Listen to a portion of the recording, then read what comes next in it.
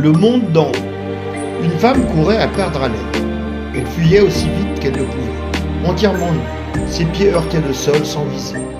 Les cailloux, les ronces et herbes folles n'arrivaient pas à entraver sa course éperdue. Derrière elle, à quelques foulées, un homme également nu courait. La femme quinquagénaire qui le précédait avait un corps svelte et musclé. Son petit derrière blanc sautillait par-dessus les obstacles de la forêt clairsemée. L'homme, un peu plus jeune, à la surcharge pondérale avérée, affichait un rictus et respirait bruyamment. Malgré tout, il se rapprochait d'elle, en donnant l'impression de pouvoir exploser à tout moment. Jamais elle ne se retourna. Le regard dans le vague, elle fonçait droit devant, en ayant pour seul but de ne pas mourir. Il accéléra, telle une machine en surchauffe. Son visage n'était plus qu'un masque de souffrance. Elle sentait dans son dos sa respiration rauque, et les deux corps ruisselants de sueur se touchaient presque. Un violent choc toucha l'homme à l'omoplate gauche. Il tomba en avant, les bras tendus.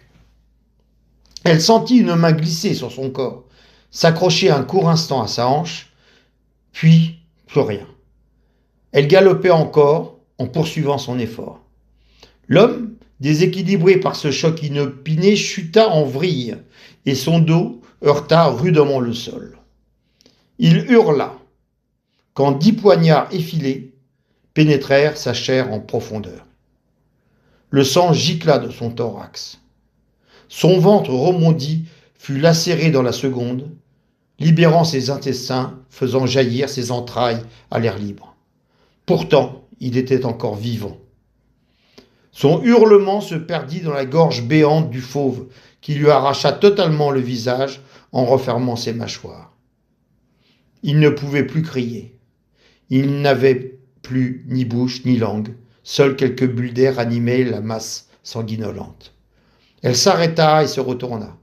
À 10 mètres d'elle, le lion, qui avait terrassé son compagnon de fuite, la fixait de ses yeux jaunes. Elle ne pouvait plus rien pour lui. Elle le voyait se débattre, sans bruit, des bras et des jambes. Si elle n'avait pas couru aussi vite, c'est lui qui l'aurait regardé mourir. Le lion hésita en grondant dans sa direction, sans bouger. Elle recula, pas à pas. Elle le savait, aujourd'hui, son heure n'était pas venue.